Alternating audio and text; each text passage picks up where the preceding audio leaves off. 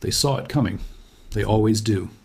Before every great crash, before fortunes vanished, banks failed, and panic gripped the streets, there were voices warning that something was wrong, but they were ignored. Every single time. Because when the good times roll, warnings sound like noise. And when everyone is getting rich, the truth becomes inconvenient. This is the crash that was predicted and ignored. 3. Warnings history repeatedly ignores. If there's one universal law of finance, it's this. No crisis ever comes without warning. The signs are always there, in the numbers, in the debt, in the sheer complacency. But each generation convinces itself that this time, the experts are just being pessimists. So today, let us go through the 3 warnings that history has shouted at us again and again, the signals that appear before every collapse, and that we're still ignoring right now. Warning number 1, when debt becomes growth. The first red flag of any financial collapse isn't panic, it's prosperity. But not real prosperity built on productivity or innovation. I'm talking about the kind that comes from cheap credit. When growth becomes addicted to borrowing, the system stops being about value and starts being about momentum. Think about the 1920s. America was booming. We had cars, radios, airplanes, a golden age of invention. But beneath that shiny surface, household and corporate debt were exploding. Stock margins allowed investors to borrow 90% of the money they used to buy shares. It was a fragile illusion of prosperity, a house of cards built on leverage. And when the first cracks appeared in October 1929, the entire structure collapsed in a matter of days. Now, fast forward to 2008. It was the same story, just with different actors. This time, it wasn't stocks, it was homes. Banks were handing out mortgages to anyone with a pulse, bundling them up and selling them to investors who truly believed housing prices never fall. But debt-fueled growth is a mirage. It feels like wealth until someone asks to be repaid. Every major crash, from the South Sea bubble in the 1720s to Japan's 1980s property collapse, has shared this trait. Debt becomes mistaken for wealth. And here's the uncomfortable truth. We're doing it again. Right now, global debt stands at over $310 trillion, more than 3 times the entire world's GDP. Governments borrow to stimulate, corporations borrow to buy back their own shares, and individuals borrow just to survive inflation. It's the same movie, just with much, much higher numbers. Warning number 2, when everyone believes, risk is dead. The second warning sign of an approaching crash is complacency, the belief that the system has somehow evolved beyond failure. In 2006, the Federal Reserve Chairman, Ben Bernanke, confidently declared that the U.S. had entered an era of great moderation. Inflation was stable, growth was steady, and financial innovation had supposedly made markets safer. 2 years later, the entire financial system was in flames. This isn't new. In 1928, the famous economist Irving Fisher said stocks had reached a permanently high plateau. In 1999, Wall Street analysts insisted the internet had rewritten all the old rules of valuation. And in 2021, investors swore that central banks would never let markets fall again. Each time, people believed that risk had been engineered out of the system through diversification, complex derivatives, or fancy data models. And each time, they were dead wrong. Why? Because models measure history, not human behavior. And human behavior is what crashes markets. When everyone starts to believe the future is predictable, they stop preparing for the unpredictable. That's when small shocks turn into system-wide disasters. It happened in 1987 when portfolio insurance, an early computer algorithm designed to prevent losses, ended up amplifying them instead. It happened in 1998 when a hedge fund run by Nobel laureates, long-term capital management, collapsed under the weight of its own arrogance.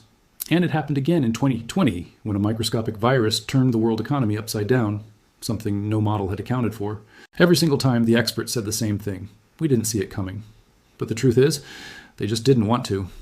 And that brings us to the final warning, the one that always seals the fate of a financial system. When greed turns into faith, a healthy market runs on reason, a doomed one runs on faith. In 1720, the South Sea Company promised untold riches from trade with South America, even though Britain wasn't legally allowed to trade there. Investors didn't care, they just believed. In the 1990s, dot-com companies with no revenue sold shares for billions. In the 2020s, crypto projects with no actual products reached trillion-dollar valuations. The specifics change, but the psychology doesn't. Belief becomes contagious.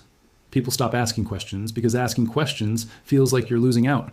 Your friends, your family, and even major institutions start piling in, convinced they can't all be wrong. The bubble stops being about profit and becomes about identity. In 2006, owning a house wasn't just a financial decision. It was the American dream. In 2021, buying crypto wasn't just about returns. It was about belonging to the future of money. And when that belief collapses, it doesn't just destroy portfolios. It destroys trust in markets and institutions and in ourselves. Because deep down, people realize they weren't deceived by others. They deceived themselves. So what's the pattern history keeps repeating? Every great crash follows the same cycle: leverage, complacency, and faith. It's not really about the numbers. It's about the narratives. The narrative of the 1920s was prosperity for all. The narrative of the 2000s was housing never loses value. And the narrative of the 2020s is central banks will always save us.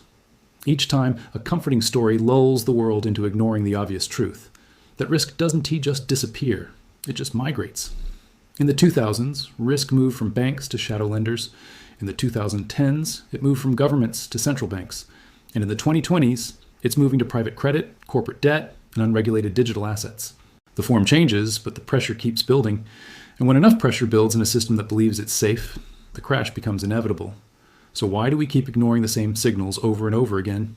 It's because warnings don't sell. Fear doesn't build empires. Optimism does. Politicians don't win elections by promising discipline. CEOs don't boost their share prices by talking about risk. And investors don't get rich by sitting on the sidelines.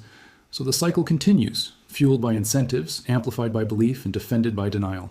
The economist Hyman Minsky once said, "Stability breeds instability. The longer things appear safe, the more risk people take, until the illusion of safety finally collapses under its own weight. We ignore the warnings because we want to believe we're smarter than our ancestors, that modern finance is different, that algorithms, big data, and central banks have rewritten the laws of economics. But the laws never changed. Only the instruments did. Look around you today. Household debt is at record highs. Corporate borrowing is unsustainable. And governments around the world are rolling over their debt like gamblers doubling down at a casino table. Meanwhile, markets are trading as if risk doesn't even exist. Volatility indexes are calm. Tech valuations are stretching into the stratosphere. And investors are calling this the new normal. But if you listen closely, the old warnings are echoing again. Economists are pointing to overleveraged banks in Asia. Bond traders are warning about U.S. deficits spiraling out of control. And history, silent but unflinching, is whispering the same three words it always does before the fall. Not this time. So what happens next? The truth is, no one can predict exactly when the next crash will come, but history tells us exactly how it will come. It will start with denial. It's just a correction. Then come the excuses. No one could have seen this coming. And finally, the rewriting. We've learned our lesson. Until the next time.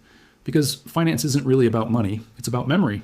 And when our collective memory fades, the next bubble is already beginning to inflate. The warnings were there before 1720, they were there before 1929, they were there before 2008, and they are here again now. The only question that really matters is, will anyone listen this time? Thanks for watching. If you found this video insightful, make sure to hit that like button and subscribe for more content that looks beyond the headlines. See you in the next one.